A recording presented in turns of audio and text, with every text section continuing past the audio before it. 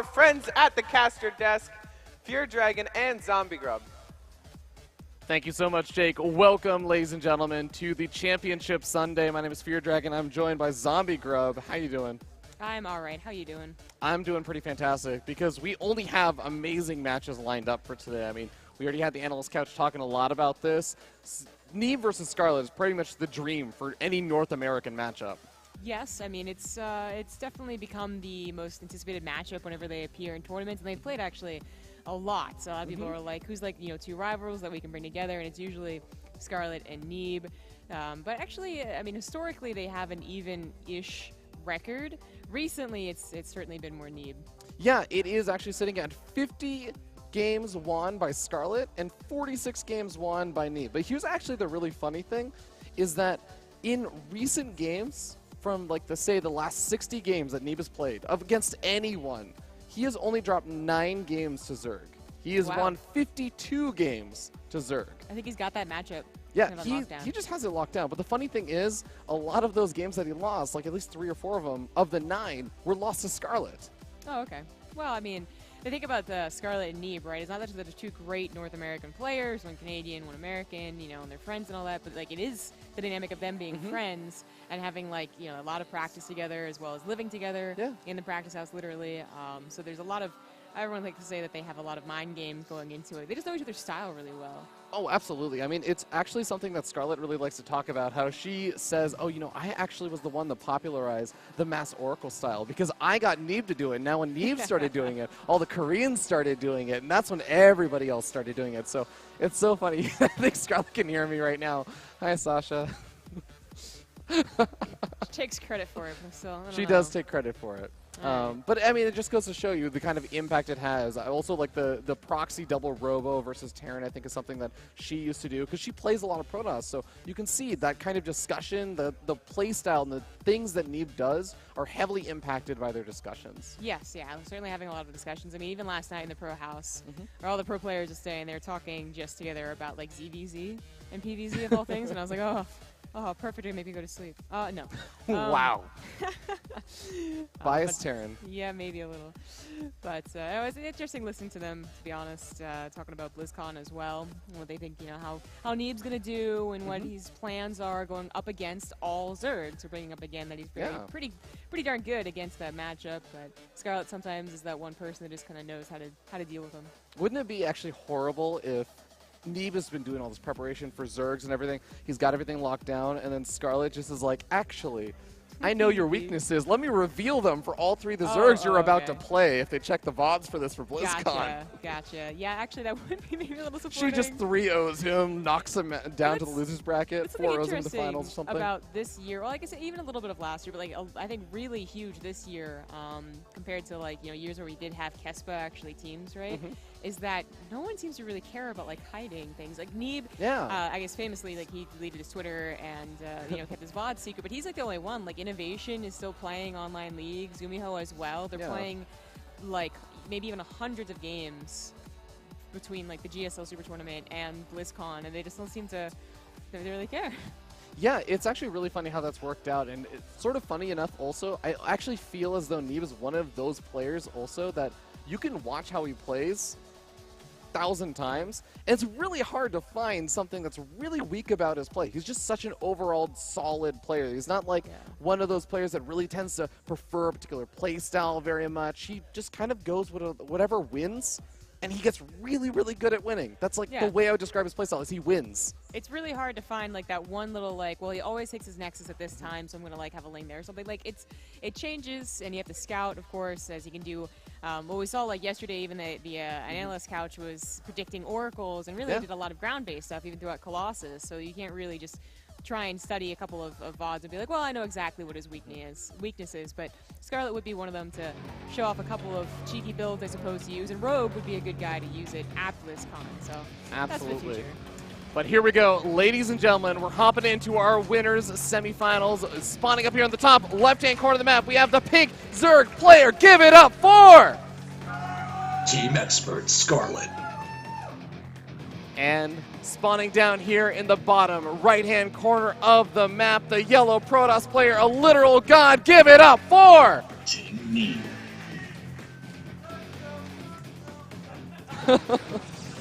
I knew we were going to get the Jon Snow stuff after he got eliminated. Of course. Well, we've already talked a little bit about these players and their dynamic. Everyone at this point, I think, knows like they do produce good games. Only rarely.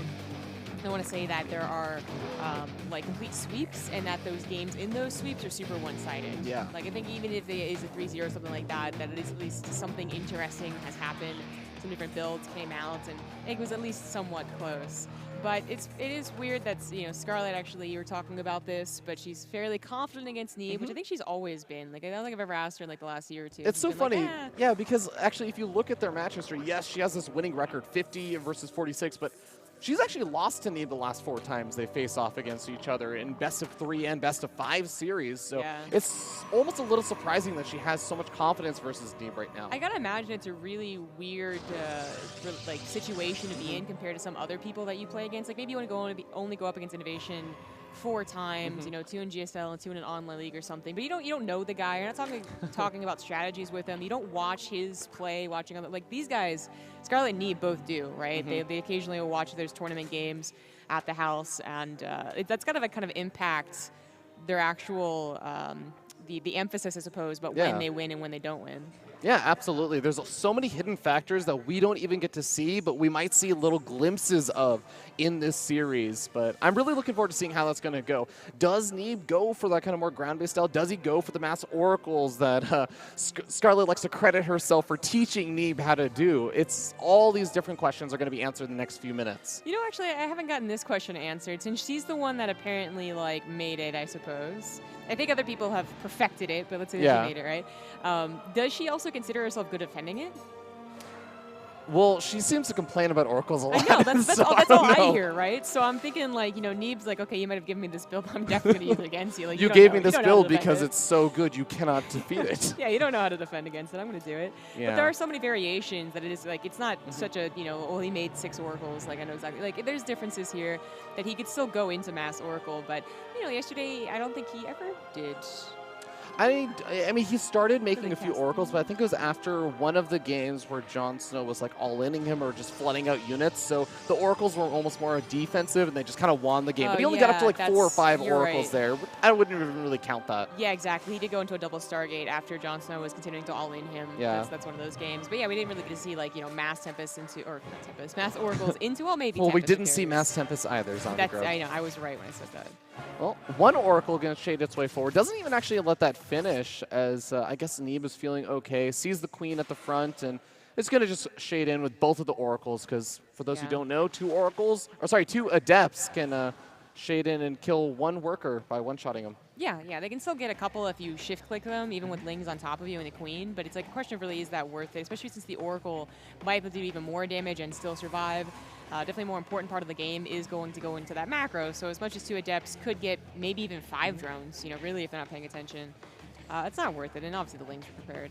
Yeah. You know, it's sort of funny. Whenever I think back of the games that I really remember vividly Scarlett actually winning, usually they do get a little bit weird. They get a little bit crazy or hectic. She puts on some aggression while Neeb is attacking or something, or there's some bailing drops that do massive damage and catch Neeb right as he's paying attention somewhere else. Those are the ways that I oftentimes see Scarlett winning, but usually when Neeb wins, it kind of looks a little bit more one-sided. It looks like he just moves across the map with this really big, scary army, or he puts on some aggression, and Scarlett just kind of falls apart. Yeah, actually, you know, I brought it up, I guess, before the game started that I don't think there's been any, like, really brutal sweeps, but now that you mention it, I think there's definitely 1 or 2, like, best-of-3s, you know, so not nearly as long, and more things can happen in a best-of-5, like, literally.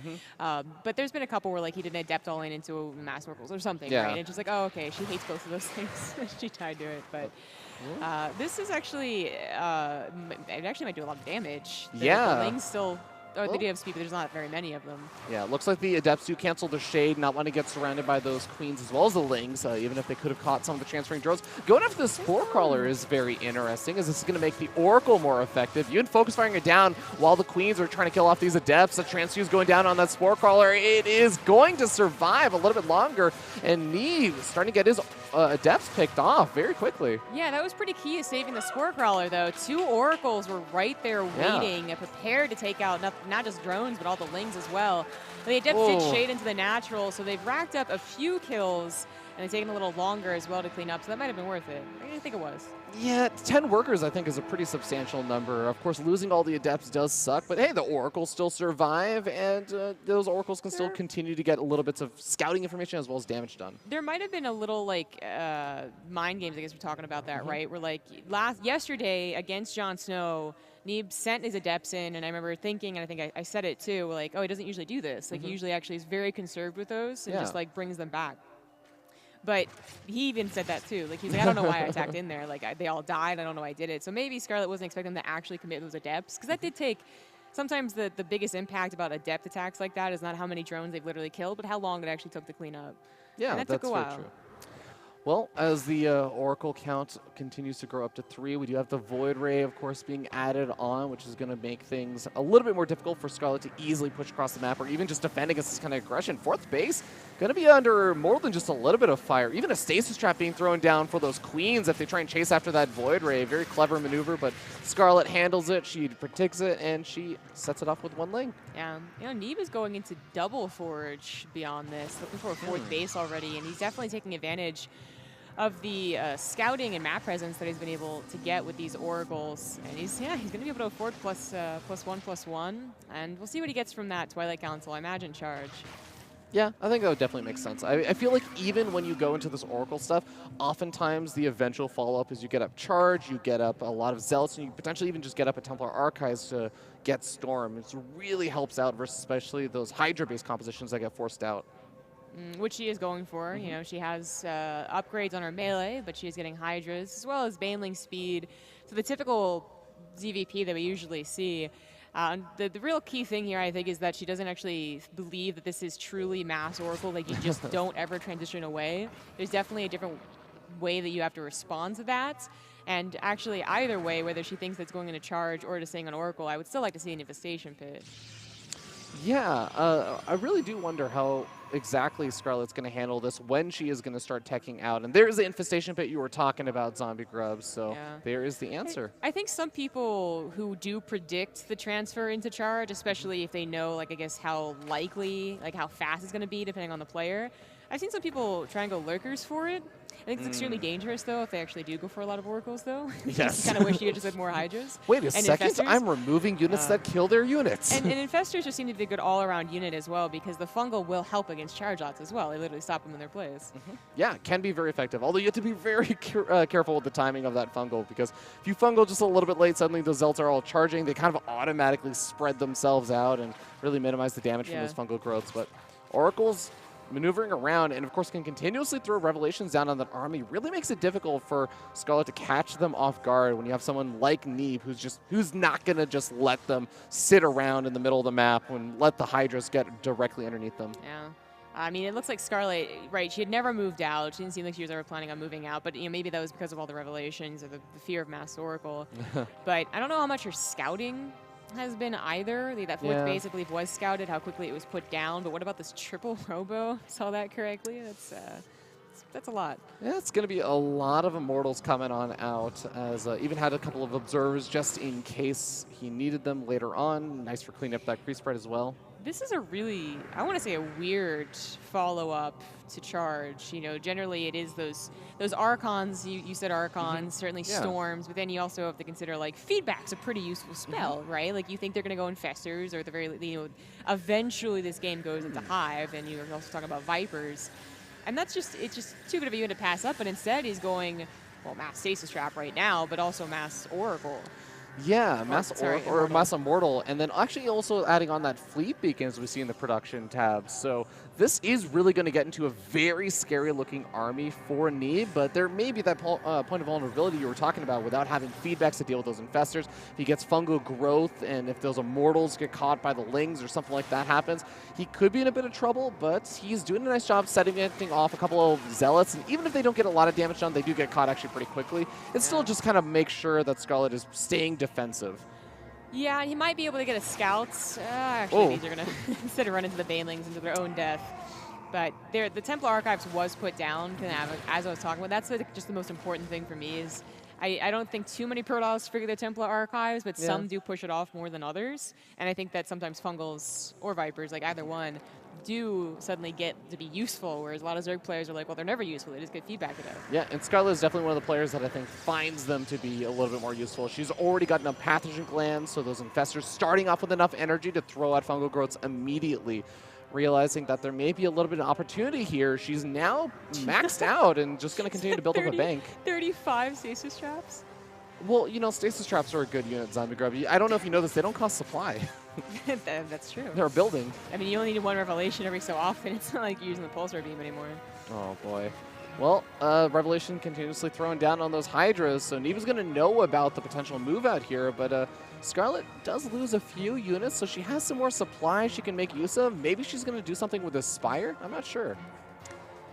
Certainly adding in Broodlords can help. I mean, we're getting into, obviously, Supreme late game ZVP. There's actually so little aggression in this game. It's a little shocking. Sure, there was a depth attack, but it was obviously more like, you deal with that while I expand and macro. Like, that wasn't the important part about the game. I really thought that either one of them would be a little more aggressive, to be honest. Either Neeb with War Prisms or Scarlett with an actual attack. They had one of those, like, 4 in the morning heart-to-hearts last night. Hey, look. I don't want to cheese you out. You don't want to cheese me out. Let's just get together, agree to this. 12-minute no rush. Neeb kind of breaks the pact a little bit with the adept harassment. Scarlett's like, you know what, I'll forgive you. I wish I could keep this illusion, but like I'm literally in the house. Oh yeah, you actually you know everything that's happened there. Yep. Well, maybe they did happen. You know, I have my earplugs in. Like I there you go. So, exactly. A bit of a stalemate here as no one really wants to push into each other. Certainly not up the ramp, down the ramp. Oh, nice fungal growth on the High Templar. Going to continue to chain those. Neeb is trying to poach forward, but now actually getting the Mothership Core fungal. And the High Templars, they got so low on health. Does a recall actually remove? No, they died. Okay. They died, yeah. Oh my god. That was way too late. I think he was deciding, like, should I just take the loss and keep the position, or should I recall? Like, and it was too late that he actually made the decision. So he loses his position. He loses his High Templars. But this is such a macro game where they're not attacking into each other that I don't think that really matters. Like, this would have to be an actual fat fight that actually, like, determines the game for them to finally move forward into each other's bases. I don't think it's a game-losing move. What it means is that it's a blow to his potential to move in, like you were saying. It's a skirmish that it seems like Scarlett has been able to win. These stasis traps, though, are going to really make it difficult for Scarlett to push in the same way that Neeb had a difficult time moving down that ramp into that massive concave. So, like you said, a stalemate, but I think the big stalemate breaker may end up being that fleet beacon and the potential to make Tempests or carriers that can really do damage from afar. Or, you know, also oracles that are very mobile. Yeah, well, she did put 3 spore crawlers in the main base. Zombie Grub, you haven't really seen oracles in action. No, it doesn't really matter. She just assumed that they wouldn't be used, I think, aggressively, since really when we see the last 13 minutes of the game, they haven't been. Ooh, narrow parasite on that Mothership, and okay, it does get eventually canceled, but the fungal growth's going down on those Immortals. Oracle's still doing some big damage, and man, a lot of these Immortals are going to get taken out. It's not too often you see chain fungals really work, I would say, against Protoss especially, where they actually get the kill. Certainly a lot of damage, but actually getting the kills. These are just straight up mistakes from Neeb to let every High Templar be fungal. Yeah, but at the same time, he's getting a lot of damage on over here. Oh no, but all these infestors are over here, and now we end up seeing some fungal growths on a couple of these oracles. Not quite catching all of them at the same time, but still, now we have the Revelation thrown down on those infestors. The oracle's trying to give chase, but the fungal growth's going to prevent them from doing too much more damage. Well, I think certainly at this point, Neeb was just ready to give away most of the oracles. 1 or 2 should be kept alive or remade as you get into mass air, certainly. But he didn't mind as long as they did something. And by killing the Greater Spire, the main base, bringing the infestors back, again, like Scarlett could not move in, and the stasis traps, right? That the game continues on, and Neeb is still looking actually quite good, even as the bigger bank. Yeah, kind of one of the weird things is I think with the Hive tech dying, I don't know if Scarlett started up another lair or Hive somewhere else, but I don't actually think she can start up all of her remaining upgrades after these current upgrades finish, if she doesn't have a Hive. Yeah. And losing that Greater Spire after losing the Hive, that's the longest process possible right there. Well, there's the lair. Yeah, going up eventually. It's slow and steady, but at least she has that bank building, so no one, again, is entirely attacking into each other. And she might just have enough time to rebuild a lair, Hive, and Greater Spire, and the Broodlords to finally get to that. Yeah, and the Broodlords may actually be one of the biggest helps, not only in just being that siege unit, but also breaking through all the stasis traps, because having your free units kind of frozen for a little bit, not the biggest deal in the world, but got to deal with all these kind of weird counterattacks as Zealots and Immortals going to be traded out for carriers and Tempests, the really, really big, beefy army units for the Protoss. Yeah, exactly. That triple robo follow-up almost seeming not useless, too strong of a word, but just like, okay, you got to give her your mortals. They're not going to be too helpful anymore, so. He will have those, I guess, in case she goes for Ultras on the ground, but her Infestors have been doing a fantastic job taking care of the High Templars. I don't think she feels a need or want to do that. Yeah, I like the cannon defense over there. It seems like Neeb has been playing a little bit of those arcade games, is playing a little bit of tower defense, and kind of knows what he has to do to try and defend the base. He has had probably the most infamous game. Like, everyone remembers the Swarm Host era, and rightly so, but there was an infamous game in Legacy of the Void. I know which one. It was on Invader, which is a really awkward map, and Snoot versus Neeb went for like an hour, I want to say, at least, and there was about 1 billion cannons. You know what I learned that game, Zombie Grub, is that What's Ultralists that? have a really hard time breaking through cannons. They do. When there are 5,000 of them. They actually, like, especially, yeah, when there's 5,000 of them, it's not just the damage, it's actually how much they derp out on them, too. Yeah. So he would even win a couple of fights and then have to get through, you know, literally a line of, more realistically, 50 cannons, seriously 50, and he wouldn't be able to. Well, nice revelation. Even keeps these oracles alive. Even though he did trade out majority of his oracles, he wants to keep a couple of them for those revelations, not only just to see where the army is, but also to see where those infestors are, because he doesn't want to get his mothership neural parasite. He doesn't want to get his Tempest neural parasite or any of these other very high target units. Yeah, I mean, she did reveal that, so maybe had she kept it in her back pocket, he could have moved in a little too aggressively, but now he knows he's going to be always on point about the revelations, and he is trying to take the map here. He's got a Dark Shrine on the way to stop her from getting her economy up. Recalls immediately to save the High Templars. Yeah, one of actually the small things that people sometimes forget about that's really valuable about neural parasiting a mothership is that you can also just spend all of its energy. You can prevent the recall back, because Neeb has had this reset button a lot of the time where this isn't going so well, and sure, he loses out a little bit sometimes, but for the most part, he gets away with a good chunk of his army, enough that it prevents Scarlett from immediately just snowballing across the map. But if you get a neural parasite on that mothership, you throw down a couple of useless time warps, suddenly your opponent can't actually recall anymore. Yeah, that's true. Right, she's going to take care of this Nexus. I'm surprised that Neeb doesn't cancel it, in fact. Yeah, you know, the Hydra's almost acting as a bit of a force field for any of the ground force, and oh, recall over the Hydras! Okay, I don't know if that's style points or what. The cloak on the Nexus managed to save it. He noticed, I suppose, there was no Overseer, which was quite clutch of him to notice. Yeah. I guess the recall would have been the most immediate way to do it. All right, well, more stasis traps going to be thrown down to try and protect that base, but Scarlett's actually on the south side of the map now, so Scarlett trying to play with a 1-2 punch from different angles. Neeb may actually start pushing in from the north side, and Scarlett with a split-up army will take worse engagements, but she's got the static defense. It takes a little bit of time to work through this, although now I'm recalling how many photon cans were on the south side of the map for Neeb as well. Yeah, I would say she has less static defense than Neeb does. A little bit less. And it always seems so questionable to have static defense. I think especially for the Zerg players, they're like, you know, they'll rip through it with their Tempests. Like, it only buys so much time. But He's getting blinked. Zombie Grub on DTs. I'm pretty sure they're just going to both get everything. In fact, I'm kind of surprised. I don't think she's thrown down an Ultraless Cavern. I don't think... You know what the one thing I've learned you don't get in super duper late game PvZ is? What? You never get observer speed, because it just makes your observers, when you move die in, faster. die into the spore crawlers even faster. You true. have less time to pull them back. Yeah. You know what's amazing about the DT Blink upgrade? It's literally Everything. the Blink upgrade with like you know, the 90s graphic text effect on it, right? Like right through it. It's actually terrible. Yeah, that's pretty beautiful. It's definitely one of my favorite upgrades. And it's actually the nice thing about DTs that you have to remember in this situation, both players are maxed out and trying to stay on maxed out armies to have that very powerful composition, is that DTs are a light supply form of harassing. Zealots, they're not going to be as effective when you just send 2 or 4 Zealots in, but you can send 2-4 DTs in and actually do some good damage. Yeah, plus if she does have Spore Crawlers and Spine Crawlers, maybe turn them into, well, you blink on top of them first, Yeah. but then maybe turn them into Archons. Be a little sturdy or even join the army. This cannon defense against his base is not just like the other base, you know, in case harassment happens, but if he does it to fall back to a position, it's going to be well defended and, in fact, awkward for her to engage into with her ground units specifically. All right, Zealot's being taken out with a counter-harassment over on the south side of the map. There aren't too many bases that haven't been taken yet, but there are still these 2 center bases on the north and south side, as our lovely observer Endersword points out. I'm still quite shocked that this hasn't had a real engagement yet. I mean, okay, so they didn't attack into each other in the mid-game of ZVP. But fine, the entire happens. game. But the entire game. Usually, I think the Protoss player gets a little bit confident. They're like, oh, I got up to air, no problem with Storm, so let me try and push in. Was that a Nexus? Oh, that was a recall Nexus. He was keeping that there so he could recall a little bit faster to the defense or the offense. It's just so close to his other Nexus. Yeah, but it's, do you see how much time he's trying to save? He even recalled his mothership and units like 25 feet because it's 3 seconds faster. Flashbacks to Nexus overcharge being used. Oh, man. All right, looks like Neeb is feeling pretty confident. Well, I mean, he takes out a base. Ooh, that's a really that's nice huge stasis trap.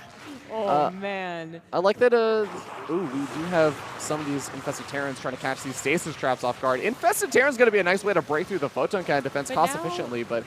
well, usually yes, but those are half of her infestors without energy. The rest are caught in a stasis trap, and Neeb's actually attacking finally. This is definitely a really good identification from Neeb, saying, yeah, you kind of seem to have your units split up a lot, so he's going to continue to charge on forward through the bottom side of the map. Now, Scarlett still has a pretty massive bank built up, but she does need to have the hatcheries to actually remake the units with, and she's starting to lose out on a few of them. She's using even more of these infestors. I don't really know what we're seeing anymore, Zombie Grub. Is this really going to work? I think we're seeing desperation tactics. Infestors are probably the worst thing to use to kill just a single base like this. Not defending on the other side and not going to be able to defend. Only a couple of them have even like energy for a no parasite. By the time they get over here, maybe a couple more fungals, but it's going to be really difficult, especially with Oracle still casting Revelation.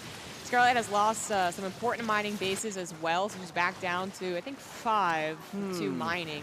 You know, one thing worth noting is that Scarlett has far fewer workers. 30 more army supply for Scarlett, I believe, or around that much is going to be really, really useful come the big engagement. Here we go. Corruptors actually added into the mix now. We have Mothership almost getting pulled into the Corruptors, but a recall goes out. A couple of High Templars going to die, but some really nice storms softening up this army. That was a bit awkward for Neeb. Didn't expect the Corruptors, I think, because carriers were off to one side, everything else in his army was off to another, and the Infestors did come back. So whether they had full energy or not, there was like 20 of them, and if 6 had fungals or neuroparasites, it's still a scary situation. So I like that he pulled back. I think he got value out of what he gave to do that.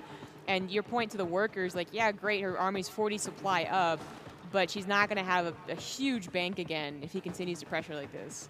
Yeah, that is going to be a bit of a problem. Looks like the Nexus did get taken out by the Infested Terrans, and the Corruptors can ignore stasis traps. And we even have a couple of Ultras. Actually, by the way, for those who don't know, Ultras do trigger stasis traps and don't actually get affected by them. They don't trigger them. Yeah. Or sorry, they don't get trigger. They don't trigger them at all. Yeah, they don't trigger them and they're not affected by them, which actually in a way is almost like bad for the Zerg. It might have been better if they were triggered but not affected by it. But wait, do stasis trapped infestors that are burrowed cause unit collision? That's a complicated question. I was trying to think that one through. Useless facts of Fear Dragon. Yeah, you figure that one out. Okay. Well, Ultralisk going to be trying to take on these Photon Cannons. Oh, Corruptor's going straight after the Mothership. No recall going to be available. Getting on top of these carriers as well. Storm's going down on top of the Corruptors, but there are just so many of them. And one by one, this air army for Neeb is getting taken out, and so will this base, it seems like. Yeah, I really think that he's missing Storms when the fight actually begins. They don't come in for a little while, and he's missing Archons to fly his units back over so the Corruptors can't chase. I think he was really planning on having those cannons as kind of being that maneuver. That's why he was setting up this base. But she attacked at the right time when there was only like 10 cannons building instead of 40 making a huge wall. Yeah, Neeb losing a lot of supply there, but 22 of that supply was in workers, so that kind of advantage we were talking about earlier on where Scarlett didn't have as many workers, so her army supply was going to be bigger. It's starting to go a little bit more even, I would say, in that regard. Yeah, and by cutting down his this Nexus up here and the South Nexus, they have been put down to pretty even mining. Scarlett really quickly took the 2 bases she lost in the last battle, and it's gone back to even, kind of close on the economy, the worker counts, the bank. The army supply will eventually get up for Neeb, but he might lose out on his bank for that, or he will lose out. Yeah, you know, it's getting really, really dicey in terms of economy because, yeah, they do have big banks, but they're actually really, neither of them are mining very healthily anymore. There's that kind of barely mining base that we have for Neeb, and Scarlett also has lost so many hatcheries. I am a little bit worried about the fact that they do keep trading out and eventually one of them is going to run out. Certainly one of the other problems with Neeb's engagements was that he was missing a lot of Void Rays. Those Corruptors were able to chase pretty much freely until the Storms came out, and then they split, and they still managed to catch a couple of units on their retreat. So I think Neeb's army is getting to that perfected, like just like everything is seeming like it's going to be in the right place. Maybe those Archons I'd mentioned as well would be absolutely perfect, but this is looking good. I would actually not mind either if he added in some Immortals again. Well, with how many Ultras Scarlett there are. just detonate her Banelings on her own Ultralisk? A little bit, a little bit.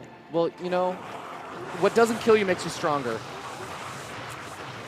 Infested Terran's going to be gunning down those photon cannons. She still has plenty of energy left over on a majority of these infestors, but still has to be a little bit wary and careful about. Oh, those are some nice fungals. Remember, the banks are depleting for these players. They really do matter if she can get the kill on them. They take a lot of fungals to actually kill, and the High Templars aren't the ones being killed this time. Well, some of them are. There are still a lot left over. Yeah, more fungal growths coming down, multiple at a time. The Tempest is trying to push these units back, and Storms plus Feedback's trying to push the Infestors back, but it seems like a lot of these Void Rays do end up getting so close to death. I think some of them did pop, but yeah, a lot of them are just very, very weak. So Neeb still has the bank to replace that, but he just lost even more probes, putting them down at really even workers. With Scarlett now leading in that bank, but she is taking some really good trades. Like her positioning on her infestors ends up working out, and there's literally so many of them that I don't think he wants to feed back. He probably thinks about it every time, and it's like, well, then I'll just have 18 more to deal with. Yeah, it's sort of funny how that works out, but Scarlett is the one that is mining on that bottom center base, which is a lot more fresh than I think almost anything that Neeb has right now. I couldn't see the Immortals underneath the cloaking, but he does have like 6 Immortals. I really like that. I think that sometimes Ultras, while they look like a really bad idea against this composition, they end up getting those High Templars that the Fungals don't in this game. Yeah. But with Immortals chunking through, it could just be an actual waste of supply for Scarlett because they're down so quickly. Okay, it seems like Neeb has finally been able to get close enough to this base to try and put some pressure on it, but man, that army is clumped up. He's got to be so careful. He's relying on those revelations on those infestors to say, okay, I know where the infestors are. I know that I'm not about to get fungal growth, but one misstep, and this could really, really start to escalate in a very bad way for Neeb. I think those are some Broodlords on the way, as well as some Vipers, if I'm not mistaken. So I do like the Vipers. I mean, the Vipers really do prevent the Mothership from getting the easy recall off. It pulls those carriers into the Corruptors. Could be really useful. They also combo with the Fungals and the Void Rays. Even Parasitic Bomb, actually, very underrated. Combined, they do a decent amount of damage. Like, you know, apart, they're both kind of meh nowadays. Yeah. But it's not a bad idea to throw in there because there clearly is a problem where Neeb just like, yeah, he has High Templars, he has feedbacks, but to actually feedback all of the energy units she has, there's a lot of units there. Yeah. You know, actually, I've always wondered, and I've always thought, you know, feedbacking units in a massive Zerg clump is actually pretty difficult. I've always wondered in these kind of situations where you have this massive bank, have you ever considered just getting like 15 Overseers and just stacking them on top of your units? Yeah, I think a lot of Zergs are doing that. Well, they're doing it either because of that or because it's an added bonus effect of just making sure you have cloak detection for the cloak. Ooh. But either way, we've certainly seen games where those are accidentally feedback. Ooh, actually, Neuroparasiting High Templars storming Neeb's High Templars.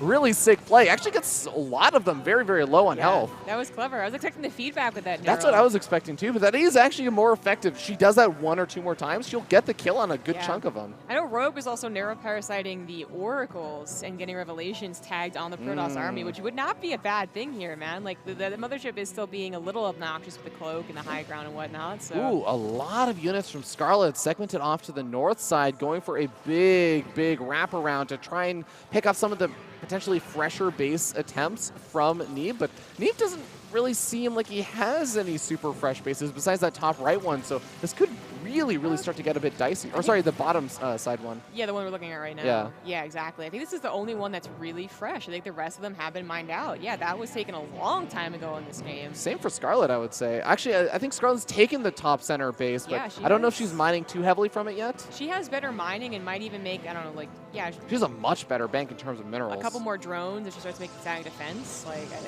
she's actually looking, like, safe here. You know, she has a big enough bank to remax. She does take a bad fight. And enough bases that if she does go to like that oh no moment where you're like, oh, I don't actually have an economy, she might be able to build drones up and buy time. Yeah. Like the small little things, Neeb just being on point about taking out the changelings and such, but... Those, initially those drones were turning into SAG defense, but I guess the Oracle just popped over and said hi. Killed 12 of them, putting her down to 23.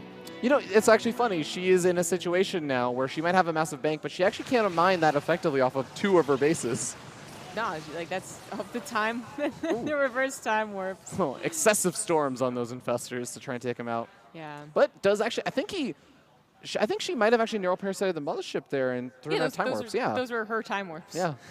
Beautifully done. Which, you know, did not help, but they took away the energy, what you were talking about well, 10 minutes ago. Useless facts with Fear Dragon. If you neural parasite a mothership, throw down time warps, and then lose the neural parasite, the time warps actually become your opponents. I didn't know that. Yeah, but I think they don't actually stay yours. I thought it was pink the entire time. Oh, she does do it with the Oracle, but didn't get the revelation. Wow. Never mind. Almost. Lots of feedbacks are going down here. This is so dangerous, though, because last time Neeb tried to do this, that's when he got fungled and lost all his High Templars. And you can see some of those fungal growths being thrown out. Not quite hitting the High Templars, but definitely getting pretty close. This is the biggest, most stressful test of High Templar micro I think I've seen in a long time. Like, since, like, Ghost Snipe versus Feedback was actually a dynamic. Oh, man, this is definitely becoming quite a game. And remember, this is just game number 1 in a best of 5. So we got plenty of games left after this. But you have Trekken actually just going into a cold sweat in the pack. Like, oh, no. Oh, no. Trekken's like, wait a second. We have to get kicked out of the venue at some point. 1 hour down the line, wait a second. This always that happened last year, Kings. This is a best of 3 now, guys. Surprise. Well, it's actually just, there doesn't seem to be an end to this game. They have, at this point, they've finally taken a couple of battles. Neeb's done some decent damage. Scarlett seems to be doing better damage lately, but it really is like these armies that can go either way if one misstep is taken, you know? Like she puts her Infestors too far forward, or he puts his High Templars too far forward, and that's when they are going to try and actually collapse on each other and win the game. Yeah, you know, I really like the idea of just doing small little bits of harassment around the map with, again, like low supply units. For Neeb, it's stuff like this, these Zealot harassment, run-bys, the Oracles moving around, DTs moving around. And for Scarlett, even just something like a handful of Lings and like one Ultralisk going along that top side and the Overseer and just taking out some of these bases, just cutting down your opponent's ability to reproduce workers, to kill off the hatcheries, to stop that unit reproduction, because Scarlett, wait a second, Scarlett's gas bank is just gone, Zombie Grub. Yeah, it's pretty garbage. Wow, I mean, I was trying to phrase it a little bit more nicely, but no, wow. It's garbage. Well, considering that her army is mostly gas bank, or gas units, like, it's not too surprising, but that's certainly what she should be more worried about as the economy gets more and more into question. Scarlett trying to push in on the south side at the same time that Neeb tries to move in. Oh, massive Fungal goes down on top of this army. Storm's going down top of the Corruptors. It seems like Scarlett should have enough with the Mothership Core missing. Neeb tries to get a little bit too aggressive, but is he going to pay the price? I don't know if that was a really good move by him, but he wanted to cause something to happen. It was a stalemate, and he didn't want to push forward, neither did she. But I do believe she got the better end of this. This is not that scary of an army. It's a ragtag group of units. I mean, the interesting thing is that Neeb can still recall back, and he did have a better gas bank, and he's now spending that gas bank, remaxing that army, takes out some of these units, recalls out, saves a few units. Actually doesn't save that many. I think a lot of them got picked off. Yeah, there's only many to begin with. So I think most importantly, save the Void Rays. Oh. But there's only so many. Wait a second. What did he just warp in? Did he just warp in? He's warping in Stalkers. That's really not what you want, but I mean, it's kind of a desperation move right now, and GG is going to call. Scarlett takes the first game. Honestly, I mean, so the Stalkers felt a little bit desperate, of course, yeah. Right? But I think the actual move to the top of the map felt a little bit desperate. Just like, I don't want to play this game anymore. Like, I know, it's just can something please happen? Getting tired of that game and getting tired. I mean, there's so much patience involved in trying to play a game like that goes on for 30, 40 minutes. They're very infrequent in Legacy of the Void these days. Yeah, that type of super passive game, especially between these two players, and I don't know. I just thought that there'd be at least some attempt at an attack. But what's really cool about that game was that I feel like Scarlett at first didn't actually have that great of a composition. Yeah. Like she, you know, going up against that late game Protoss is always a scary thing. But then those mass infestors questioned the use of the infested Terrans, but they came back with a vengeance. They got a ton of opportunities in that game to use. This must have been like 30 infestors, right? Like, how much energy would that have been? A lot of energy. I'm not going to do that math. Yeah. But, like, she got to use it every single time effectively. Like, she was getting the Fungals and the High Templar. She was getting the better neural parasites. And I think that made Neeb just like, What do we even do against that? Like, do I do like equal High Templar, but hope they don't get fungled in a clump? Like, You know, the more I think back about it, the more I realize I can't really think, besides the very last engagement where she moved up and saw that Neeb's mothership was up at the north side with some carriers and Immortals and Archons and stuff. Besides that one attack, I can't think of any time Scarlett really committed into Neeb's army without just throwing out like 50 infested Terrans into like photon camps or something. Besides that, it was always felt like Neeb was the one trying to push forward. yeah, I think that's true. She was always the one waiting for the opportunity to get the fungal. Because that's kind of what it came down to a lot of times. A lot of his gas bank went into that. Certainly towards the end of the game. Yeah. He no longer had any gas whatsoever after warping in 13 stalkers. What an interesting way to play. I mean, we just don't see that. I haven't seen that many infestors alive for that long. I guess since like Hyun, I suppose.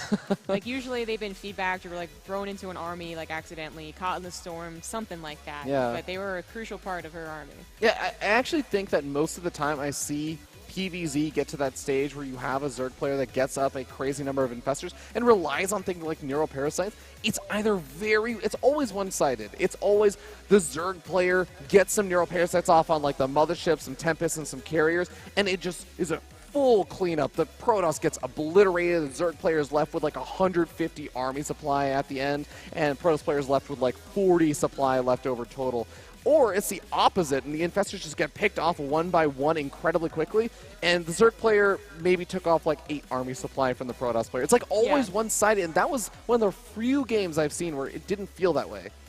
Yeah, I agree. I think that it is usually like they get like a decent number of infestors, maybe 15, which is like pretty good. Yeah. But that's definitely enough to have feedbacks because there's more than one feedback per High Templar when you don't use Storm. So generally, the infestors come forward and they're all feedback, and you're just like, well, that's Protoss for you, like, and then the Zerg cries and whatnot. But for whatever reason, just there's a special dynamic with their engagements where that never really happened. Whenever he did get close enough, he was trying to lay down storms. And that's probably because he thought, like, well, if I feedback these ones, they won't die. Yeah. They'll just lose their energy, and that's not effective for me. Yeah. And that was a big I think that was the most complicated thing about those engagements, was like him just saying, well, I guess they already use their energy. There's too many to feedback. There's too many. They already used their energy. I'm not going to kill them. She's going to get a better trade. Like, I don't know. Well, again, that was just game number 1. Game number 2 looks like it's going to be played out on Abyssal Reef. It's Scarlett holding that 1-0 lead. And I know a lot of people were saying, who will anyone be able to take a game off of Neeb? But if there was anyone that was going to do so, a lot of people were predicting it was going to be Scarlett. And she's already done it at this point. She's now maintaining a lead. Yeah, it really, for me, I saw the end of that game, the way that Neeb kind of had to make something happen because he felt like he was losing out anyways. And I wonder if he's thinking, like, I'm not going to let that happen again. Like, I'm not going to go in a super late game PVZ. Because the way that he played, I think, certainly, like, allowed that to happen, right? Usually there's always, like, in any meta of any match, if there's always the one person that's a little bit scarier going into the late game, and you let them do that, so don't do that. Like, usually it's the Protoss that's really scary. Usually it's like, the Zerg player should have killed him before then. I actually can just imagine, like, the conversation playing out in my head between these two, where Neeb's like, what do I do? What do I do against that? Scarlett's like, you got impatient. You just sit there. You just don't do anything. That's actually... That's what happened, is that Neeb always was this one that was trying to push forward, and that's when he would get punished. The one game that she took from him in Montreal, that's exactly what she said about the game, is that you got impatient. Like they were talking about it. So she literally looked at him and said, you got impatient. That's why I won. This is actually like a great training exercise for Scarlett to be like, look, at BlizzCon, don't get impatient. Yeah, just like beating it into him. Rule. The thing is, that's like a 30-plus minute game, right? Like, Neeb's like, I have to go home at some point. I can't get impatient. Like, I don't want to do this. Well, he hasn't. Actually, it's kind of funny now I'm thinking about it. We usually would say, like, Snoot's used to hour-long games because he was a Stormhost user in Heart of the Swarm. Oh, yeah. I don't know how much Neeb was actually, like, in the top tier of pro games when Swarm hosts were, like, super, super long games. Yeah, I think Neeb really, because Heart of the Swarm was when we saw all the Swarm hosts, and Neeb really came up in Legacy of the Void 2016 and stuff. So, yeah, that's a good point. But, all right, ladies and gentlemen, we're hopping into game number 2 finally, and we're going to be starting down here in the bottom right-hand corner of the map. The pink Zerg player, give it up for... Team expert, Scarlett. And spawning up here in the top left-hand corner of the map, we have the yellow Protoss player. Give it up for... Team Neeb. Oh, there's no no Jon ting. Snow cheer? There's no Jon Snow. I didn't hear a ting Neeb either. You don't deserve an intro.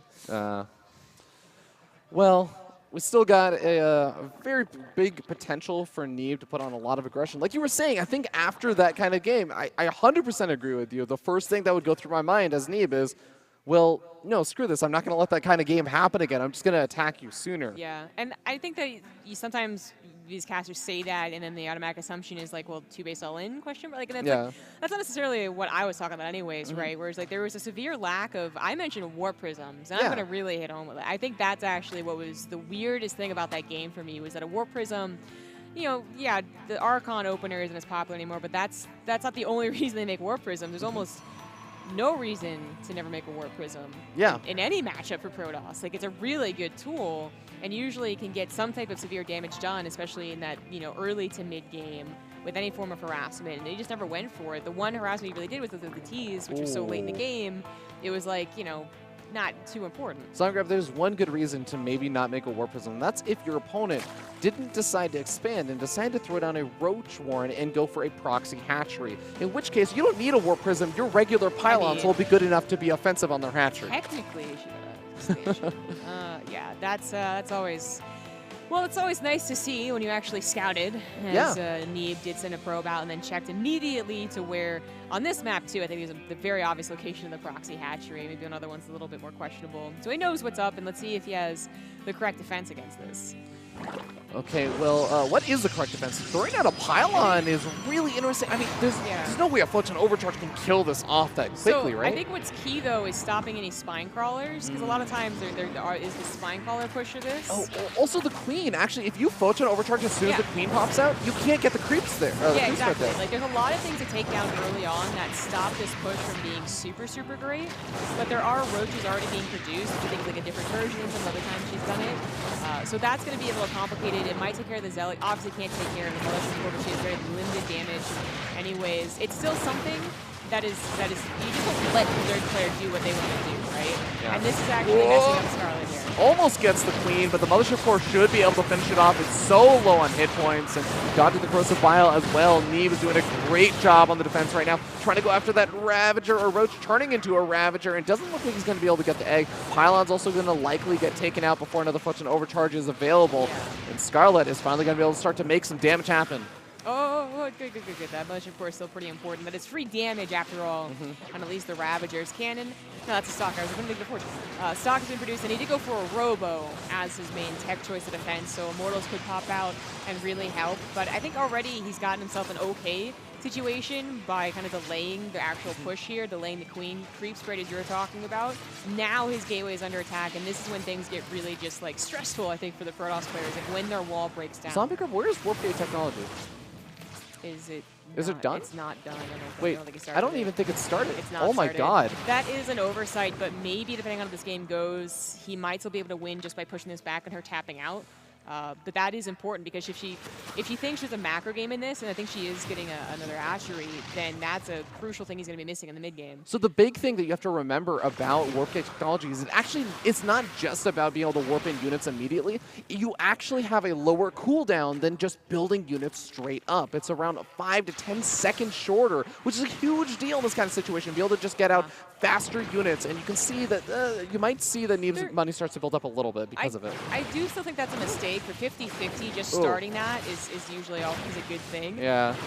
But there might have been an engagement here, and it's going to be pretty important. This is, I think, going to be able to push Scarlett all the way back, and I don't know how good her macro game will be beyond this.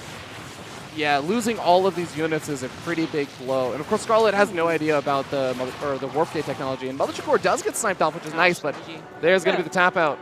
Yeah, I said that was a possibility, right? Yeah. So it's actually really good for Neeb, but it was a case where even though she was trying to get a macro game, and it was going to be very unlikely it was going to be a good one, even without Warp Gate. But I was going to mention before the fight, beautiful Starcraft scene, that he might have thought the Cybernex Core would be one of the first things targeted anyways, that he was going to lose it. So he knows that the emphasis is on units of any type. And then you kind of think about other things a little bit later, because right then and there he's thinking about as many Stalkers as possible and chronoing the Immortals out. That's very true. ended up being perfectly fine answer. She had a GG. Yeah, getting out an extra stalker or something with those extra 50 gas really can make a big difference. And like you said, we end up seeing Neeb able to take game number 2 in a fast fashion, but not really because he chose to make it a fast fashion. It's more because Scarlett... She did. Scarlett got impatient. She also didn't want to play another 30-minute game. I think it's good to test your opponent like that, though, in case that he's... Well, she also... Did he scout that last game? I'm trying to think. I feel like Neeb He went for scouts. the... In game number 1 or game 2? Game number 1. That I'm not sure about. That was almost an hour ago, That's Zombie Girl. sometimes... yeah, that's true. That's sometimes why you also see someone try cheese, right? They notice there wasn't a worker scout. So I don't know if that's the case, but Neeb not only scouted it, he obviously knew how to deal with it, which is the other thing you're really testing there. Even a guy like Neeb, you know, obviously a very good player, doesn't see that anymore lately. Might mess up and be like, oh, it's such an easy build to defend against, I won't do that pylon thing. And that's where you mess up. That's when it actually snowballs. Yeah. Well, it looks like map number 3 is going to be Acolyte, which is a really, really nice macro map in a lot of ways, being able to take that very safe in-base natural and as well as that kind of low-ground third base. But it's also really nice for Warp Prism harassment, something that I know you were talking about in game number 1 you really wanted to see more of. So I'd be surprised to not see Warp Prism harassment in this map. I really, really hope so. But Acolyte is, I mean, not that his getting up to 4 base was in question in that first game. In fact, it was one of the fastest 4s I think we've seen, without being kind of absurd. The Acolyte would be the same thing. So I'm thinking maybe you could say, like, well, I can get even faster economy, even, like, faster to the late game, and then I'll win that one. But nah, I'm with you. I think he's going to just go for some more Prism harassment before he brings it to the late game. He's not going to just get, like, delve deep into the late game like he did that first time. Yeah. Honestly, actually, even if it went to a macro game on Acolyte, I think it would exceed the first game's length, because if it went into that kind of crazy style game, Acolyte's an even bigger map, Zombie Girl. Look at all of those bases on that map. We would be here for at least 2 more hours. I'm ready. All right, ladies and gentlemen, here we go. Spawning up here in the top right-hand corner of the map, we have the pink Zerg player. Give it up for... Team Expert Scarlett. And spawning down here in the bottom left-hand corner of the map, the red Protoss player, it's... Team Neeb.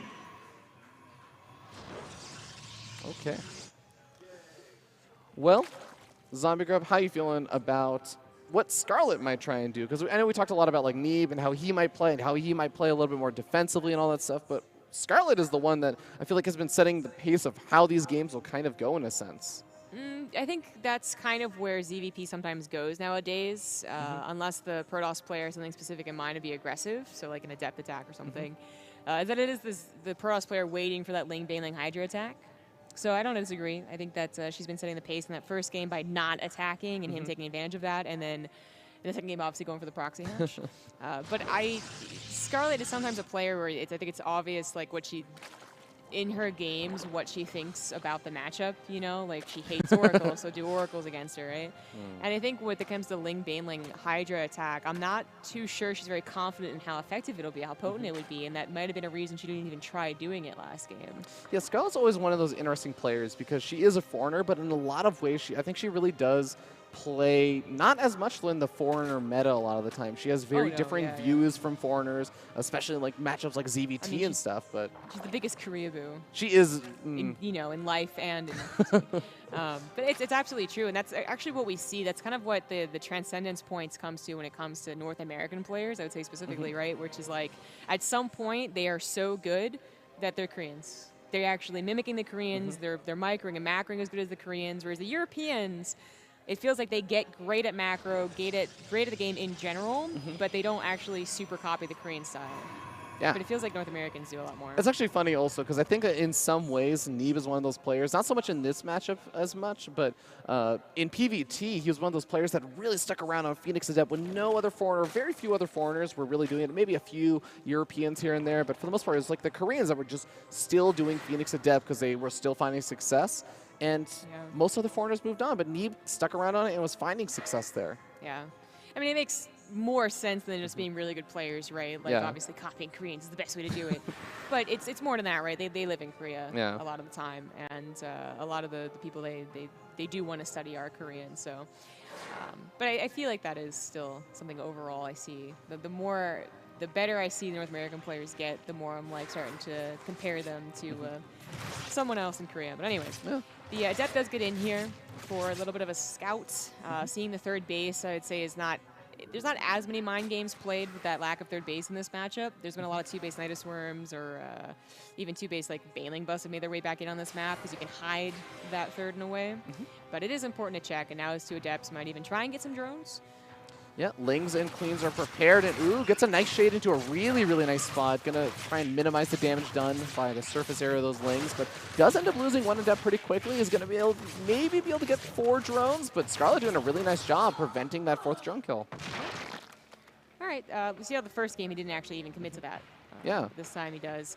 The Oracle is going to come into the natural. There's already a Spore Crawler and a Queen already in the position. Ooh, that's actually a little bit of a blunder from Neeb, or I guess just nice defense from Scarlett, because normally you'll walk in over there with the Oracle. If you see you can't do anything, you just back off. But Neeb actually activated the Pulsar Beam. For those who don't know, Oracles, they of course use energy to attack, but just activating your attack costs energy, so he loses out on a bit. It's going to be a little bit harder to get additional revelations down and do additional damage, but it shouldn't play a huge impact. It just kind of cuts down the ability to continue harassment. It's not pristine, and Fear Dragon expects perfection. I mean, it's Neeb. Everyone expects perfection from this guy. No, you're right, to be honest. Like, usually that they don't even expect to get drone kills, I would say, anymore. Unless maybe they have 2 Oracles, and then they'll tap, tap, tap, but there's 2 Queens, so you didn't even bother doing that. Well, 2 Oracles will maneuver their way around, and like you said, just try and look for any kind of vulnerabilities, also confirming when the 4th base gets thrown down. But behind this, of course, we do have the tech transition choice for Neeb, or should I say, is it even a transition zombie grub? It's just adding on more to what he already had. Yeah, I would just say it's continuing on. Continuing forward. Yeah, there's been no depth attack at first, excluding the 2-1s, but like nothing but Twilight Council, and it is just directly into triple Stargate, which is going to give us the mass Oracles probably, but I was thinking more towards the mass air in a later game on Acolyte. Yeah, in the game on the first game, we ended up seeing Neeb go for the double Stargate. So this is going to be a little bit more committed to the Stargate play. He's going to be able to get out those Oracles a little bit faster, and may actually have less of a transition out into something like triple Robo and more of a transition out into getting up a lot of the carriers or something like that. We may end up seeing that, but it can still transition out into like charge like we were talking about before. Yeah, he did take a few stops, a little bit extra. It's not that charge would never be useful or that Immortals would never be useful. In fact, we clearly saw Immortals towards the end of that first game against the Ultras. But, you know, in general, I'd say if you could, you would go directly like into the Stargates and then Storm and then everything else. I'm kind of just chalking that up a little bit to the mind games that we were talking about. Maybe he was expecting, you know, Scarlett tends to just open up or transition out a little bit differently, and that game she didn't. Yeah, I think it's a normal response, really, to actually think about something beyond the Oracles. Yeah. At a certain point, like, infestors do pop out, and you got to be very careful. So charge following them is, like, expected. But I'm saying if he really thought that she would never attack him, then actually just going pure Stargate with Storm and then adding on charge and Immortals, like, that would probably be the perfect way to get in the late game. All right, 4 Queens versus a handful of Oracles, but some of these Oracles have already lost their shields and a bit of health as well. But Revelation being thrown down to take out some of these creep tumors, kind of annoying, but yeah, no, you know, you got to find the damage where you can get it done. Yeah, I mean, it's certainly annoying for her, because one thing that has got, again, the scary thing about Oracles is not just the mass Oracles. There are people that go into really quick charge after it and even attack with a Warp Prism and don't get Storm, but they get Archons, and there's actually an attack suddenly on your doorstep, which you didn't expect. You saw Oracles, and you don't have creep spread. But I'd say for these two, that's just an annoyance. Oh, man. Neeb actually catching some of these Queens that are trying to respread that creep immediately because it's Scarlett. Of course, she's just going to immediately respread the creep as soon as she loses it. That's what she almost made a name for herself off of, is her creep spreads. But being able to kind of slow that down a little bit more, and the more he can slow it down, the less map control Scarlett will have and the less of an ability she'll have to deal with these Oracles. Yeah.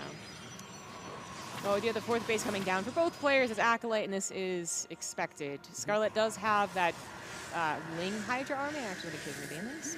Yeah. But is not looking to attack. She's not bringing on any of the rocks. She's still upgrading them. Really 2-2 nice on the way. upgrades. Yeah, 2-2 on the way before Neeb has even finished his +1. So this could actually turn into maybe a little bit of an advantage for her if she tries to take an engagement when 2-2 finishes. This reminded me that Neeb not only went for the triple robo at one point, but he also immediately followed up the Stargates with double forge. Oh, yeah. This time it's only a single forge. So maybe he is just kind of like, you know, talking about what would be the perfect way to get to the late game. Skipping a few things that he realized he didn't actually need that much until much, much later in the game, because that game went for 30, 35 minutes. All right, well, there is going to be that fleet beacon, getting it down much, much earlier than the previous games. And, of course, all the stasis traps going to be thrown down to try and prevent Scarlett from easily moving in and just kind of ending the game or doing some massive damage. Makes it harder for Scarlett, but with a fast hive coming out from Scarlett, I feel like we're gradually transitioning into that same style of game. I don't know if it's going to be as defensive for both of the players again, but it's very possible at this point. This has definitely been a faster, you know, end result here going into the super late game. It's 9 minutes and it's high versus, like, you know, 5 Stargates. And a fleet beacon, yeah. But it still is getting to your, exactly the end game PVZ. These charge lots look a little bit scary, I suppose, but last time she took care of them no problem with the Hydras. Probably the same case here. Oh, Zealot's trying to find a little bits of damage. Only segments off 2 of them to almost move as a bit of a scout, but the Infestors are out, although they do not have that much energy just yet, and they're not in massive numbers. Yeah, he has so many Oracles. He has so many Oracles, and those charges on the ground are plentiful enough that the Hydras actually had to be a little bit scared about that attack.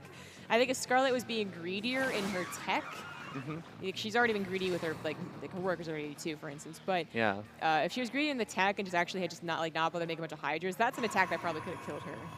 That did actually get a little bit scary there, but it seems as though Neeb is going to back up for now. The Zealot's actually going to get caught as they try and go in for a little bit of harassment.